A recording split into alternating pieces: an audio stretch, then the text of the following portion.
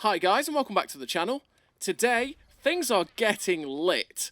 And I can't, that's no.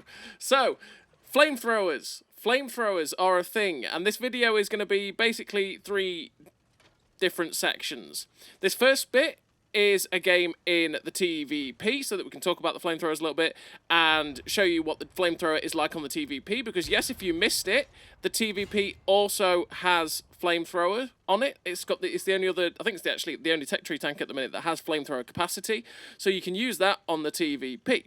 And we're going to try and show it off in this game, in a game that we actually got to use it, right? The back end of the video, the last 2 games, are going to be 2 replays in the brand new Churchill Oke. Churchill, are you okay? Are you okay? Are you okay, Churchill? Sorry, it had to be done. And you're going to get to see the new Churchill, how that handles. It's basically like a Churchill 3, but with a flamethrower and loses preferential matchmaking. And in the middle of this video, we're just going to show off the basics of the flamethrowers. So what happens when you sort of shoot slightly different targets in certain places, and the effect that these flames have on tanks individually, right? So you get to see the basic mechanic of it, essentially. So this first one is the TVP with the flamethrower. And like I say, it's an asset. So when you have the ability to use the main cannon, like a 20mm autocannon, use the main cannon.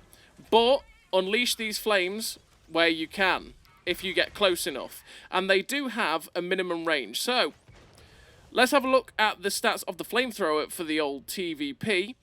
And as you can see here, it's got a 6-second clip reload. So basically, once you've unleashed the entire flames, you have to wait for 6 seconds and it will load. The distance, max ammo range, is 178 meters.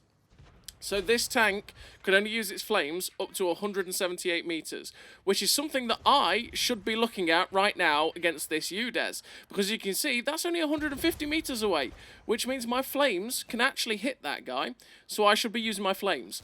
So you do have that minimum range on, or maximum range, sorry, on the flames. So it's something you do have to pay attention to. It's shorter on the OK than it is on the TVP.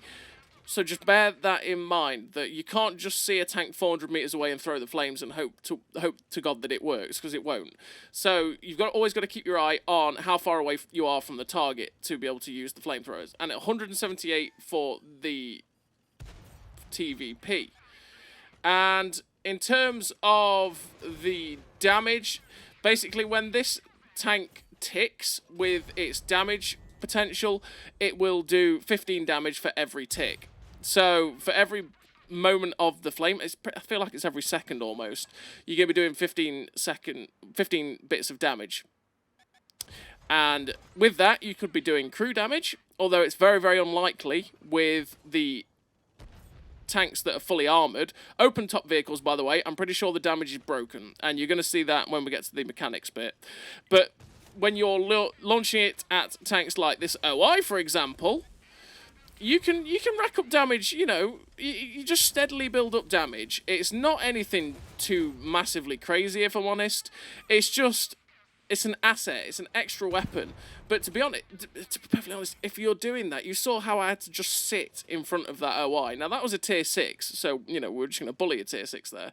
But if I was facing a tier 10, it's just not going to be that helpful, because, yeah, sure, I'm flaming them, and I'm technically setting them on fire with an external fire, which is what it is, which means it's not really doing anything to the crew modules and stuff like that. It means that I'm racking up damage slowly, but at the same time, they're also probably peppering me with rounds, and I'm probably going to die very quickly. And that's something that suffers with the Churchill Oke a little bit, because the rate of fire of tanks at tier 5 and 6 is very, very quickly, and also your main cannon fires quicker, so sometimes it's probably just better to use the main cannon than the flamethrower. I feel like it's one of those things that if you catch someone unawares, you can get a good amount of damage off, or the one thing that it is good at, which is an asset naturally in itself, is that if you come up against a tank that's got like 50 health or something like that after you've just shot it, you can finish it off with the flamethrower, which is kind of handy. And, you know, if you come against tanks that are open-topped, like this T25/2, I'd love to see what I did to his crew members. Because this T25/2 hasn't got a clue. It's like, hello, sir, just let me flamethrower you. Now, I could use the main cannon, and I should use the main cannon here, but I only just switched to it. I should have fired the main cannon the moment I came round and tried to track him or something like that. So, we unfortunately missed the shot on the T25/2.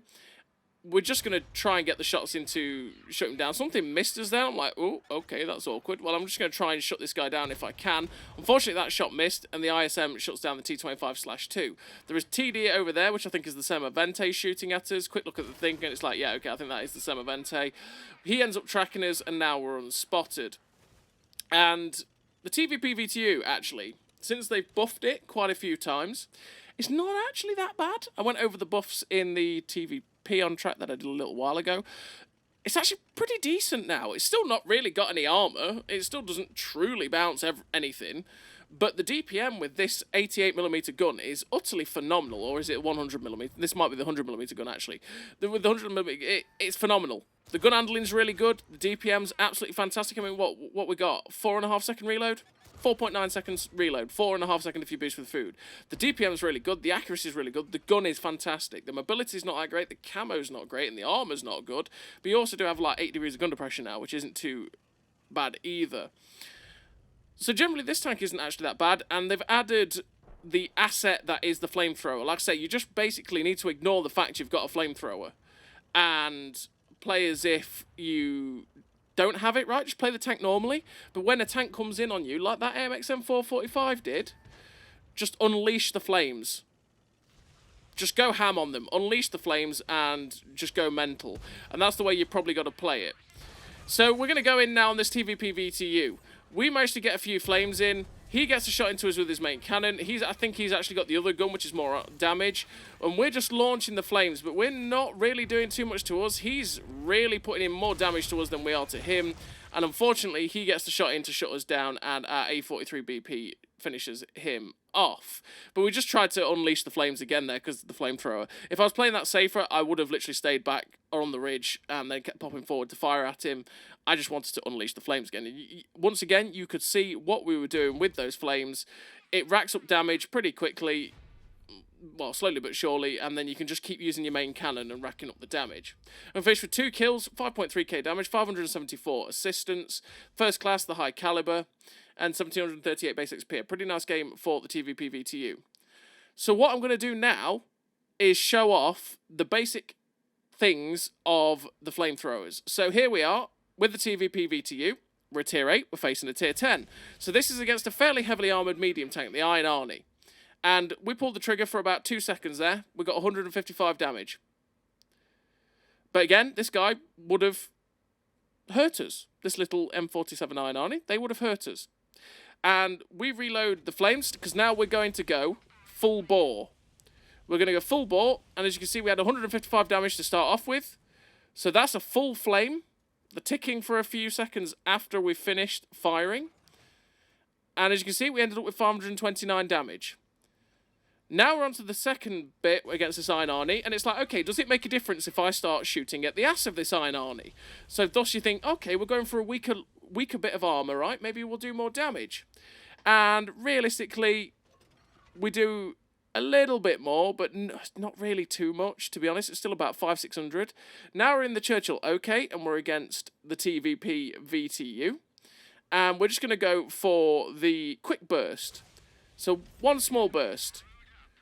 And we do about 216 damage, which I probably held the trigger down for a bit longer than 2 seconds there, because I was trying to do it in 2-second bursts. But we did 216 damage, and now we're just going to unleash the whole lot against this TVP VTU, just to see what the full-length flames of this Churchill Oke can do. And we've done a significant amount of damage, but we've had to sit there for a good 4 seconds, 5 seconds to unleash it. And we've done, what, 600 damage? And this is what happens when you get flamed yourself. So as you can see, we got a little bit flamed there. We ended up taking a bit of damage. And as you can see, we are slowly but surely ticking. We've got a little warning. And what happened here is that our engine got set on fire. So our engine got damaged, and it got knocked out, and then it got set on fire, and that's where we took the actual damage. You can see the difference in the icon from getting set on fire with external fire to an actual fire, and now we're doing it against an open-top vehicle. So that was 95 damage, and all 4 crew members of the TVP dead. We killed all of the crew members of that TVP with that burst for 95. This is where it's a bit broken against open-topped vehicles. Now, she put the crew members back in. That one tick killed 3 of them. Yeah. It's pretty crazy. Now, we're not even doing a full burst, but we're just going to do a little bit of a burst, and look what we've just done to the internal modules. We've killed all the crew, once again, and we've basically broke everything. Now, I get that it's an open-top vehicle, and that, you know, you should basically take a lot of damage, but it's kind of ridiculous for balancing reasons, because look what's just happened there. She did a short burst. We've lost all 4 crew members. This is me in it just to show you what happens when you take all that damage. We lost all 4 crew members and the turret. Now we're going to change it to, okay, we've repaired everything. Go for a full burst. Show me what happens with a full burst. I want to see what happens. So that was actually a slim burst, sorry. That was a slim burst, and again, that was literally just squeezing the trigger a little bit. And we lost 3 crew members. I think we lost 90 health. We lost 90 health. We lost 3 crew members for literally a short pull of the trigger. Yeah. Yeah, there's something wrong with that. And then we've got this one where we are going to be full burst. Here we go. Full burst incoming from the TVP VTU. And look at my tank. Sure, we've lost about 500 hit points. 600 hit points. But what are we going to do? Look at the module damage. Look at the crew. It's dead. Everything about this tank is... I'm surprised it's even still going. Because this tank actually only has 4 crew members. So I'm fully shocked that it's still alive. Because that's all crew members dead. And all those modules broke. I don't think they've got it... Well, okay, they've clearly not got it right. The open-top vehicles just take far too much damage. And funnily enough, actually, if someone was to shoot a wall between you and the open-top vehicle, they can actually knock out your crew doing that as well, which is just not right. So they really need to... I mean, this is a new mechanic. They really need to tweak things, and they need to do it pretty quickly for the open-top vehicles, because that can't be right, where I think it's a 50% chance that 1 tick will kill a crew member. But it seems to be doing even more than that, because 1 tick seems to knock out 3 crew members, which is not right. And they need to fix that, because that's broken for open-top vehicles. If you catch an open-top vehicle out, they are absolutely boned. Because what would that TVP ever do there? It wouldn't be able to do anything else in a game whatsoever. Because if I just use a repair kit right after it's just ticked me a little bit, it's not going to go well, is it? So they need to fix that completely. They really do need to fix that. But now we're on to the 2 games in the Churchill Oke to show off the new premium tank. And this also has flames. And as you can see, it's got a max ammo range of 95. You really have to be fairly close in for this tank to be able to dish out the damage with the flamethrower. It has a really damn nice main cannon, by the way. It's got a 2-pounder gun with 125 standard pen and 145 premium pen. And the shell velocity at 1358 is really good, and the rate of fire is blistering. As a Churchill tank, this isn't that bad. It's very similar to... I'd still say the Churchill 3 is better, because the Churchill 3 plays exactly the same as this tank. It loses the flamethrower, but has preferential matchmaking. So I would say that the Churchill 3 is still better, but in terms of a Churchill, it plays very, very much like the Churchill 3, and you just have a flamethrower on top. So as you can see, this was one of my first games in it. I just wanted to abuse this person with the flames and see what I could do. Now, he's got a symbol above his head right now. Don't use your... I didn't notice it at the time, but don't use your flamethrower against people with that symbol, because he's used a flamethrower... Oh, sorry, a fire extinguisher, which meant that he had fire suppression. Now, fire suppression is something that fire extinguishers give now, where you can't be set on fire for another 5 seconds after you've used the fire extinguisher, which is what happened. And you saw us sort of start to flame that KV-85. We're up to 884 damage because we started using the main cannon as well. And the flamethrower on the Churchill Oke is actually pretty awkward to use because it's fixed into the hull. The TVP has a little bit of leeway because it has a bit of... It has like 30 degrees or 20 degrees yaw limit, something like that. It has a yaw limit to the left and right with the flamethrower. So you're not fixed to what the hull can do.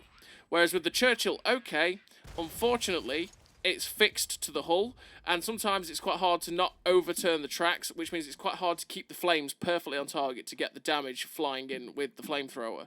As you can see, that first game, well, we were just mucking about. We ended up with 1,200 damage and a bit of assistance.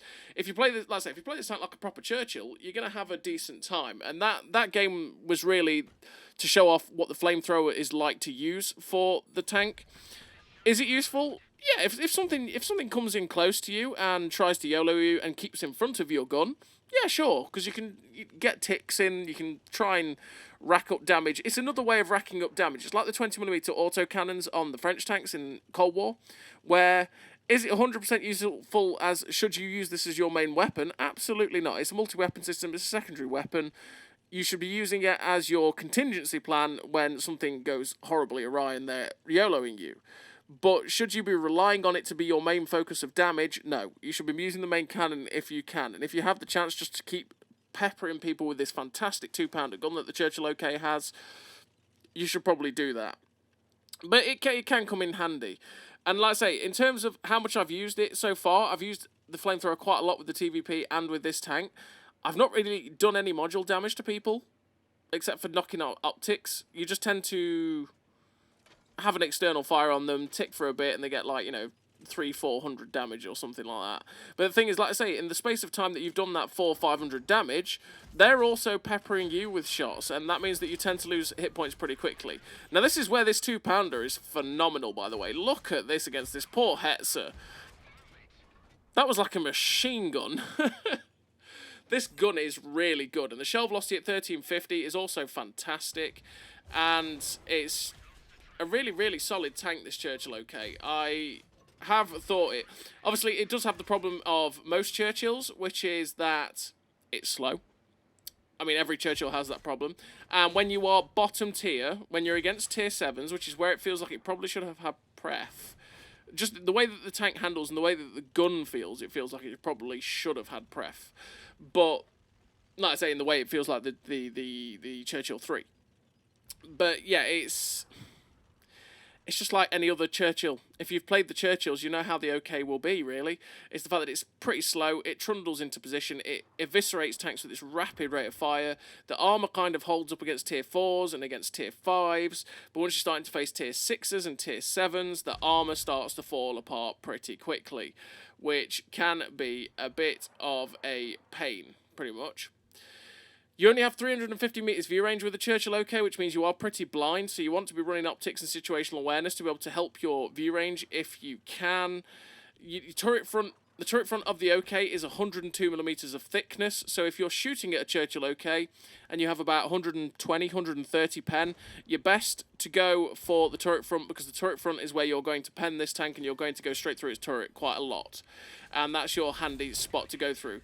You do have 25.7 kilometers an hour top speed, which I put the traction, because I do run advanced loader, the traction system, and optics on this tank. I run the traction system because that gets me up to about 27 or 28 kilometers an hour. I run optics to be able to boost my view range up so I can actually spot things. And then I run the loader to make this DPM just absolutely filthy. I mean, 1.2 second reload is just utterly nuts. But to be honest, because of how fast this tank fires, you might actually be able to forego the rammer, the advanced loader, and run something else like a GLD to make the aim time better, or a powertrain to get even quicker, or the vents to make everything about the tank just that little bit better. There's multiple ways you can do this. And in terms of a crew for the Churchill Oke, I do run my pretty standard heavy tank template crew, which is Born Leader, Rapid Reload, Sixth Sense, Situational Awareness, Track Mechanics, Steady Aim, Snapshot, Run and Gun, and Off-Road Driving. Off-Road Driving to knock the ground resistances down to just help me hit that top speed for the Churchill, because it is slow and I want to give it every advantage for that speed I can. All the gun perks, because you don't get stuff like vertical stabilizers, so I want to make sure that this gun can perform as good as it can, and I can hit all the shots that I possibly can with how fast it fires, because that 1.2 second reload, 1.1 second reload with food boost is utterly phenomenal, and it shreds tanks, which is where I'm saying the flamethrower is one of those that's kind of like, do I really want to use the flamethrower when the gun is this good and I'm firing that fast? It's questionable. You do have 55 damage on this round, by the way, so you do 55 damage with the 2-pounder. So as you can see, we've got 2 tanks left on the enemy team. They are in front of us. We've loaded premium to have the 145 pen to go through our Churchill Oke buddy over here. We were going through the little lower plate a little bit, but now we're aiming for where the gun is, because that's where it's 102mm of thickness, and 145 pen will go through that Churchill's turret, which is what we've done. But now they've got guys behind both the Churchill Oke and the Luxy boy, and the Churchill Oke gets shut down, and the Lux is probably going to get shut down too. And yeah, the Churchill, it's an okay tank. Oh dear God, kill me now. And we finished the game with 1700 damage, 210 assistance, the high caliber, the Confederate, the 3rd class, 1262 base XP, a pretty decent game for the Churchill Oke. Again, showed off the damage this tank can do and the generalness of the tank. So as always, everybody, that is the end of the video. That is Flamethrowers for you, Flamethrower 101. Thank you very much for watching, and as always, I will catch you all next time. A great success.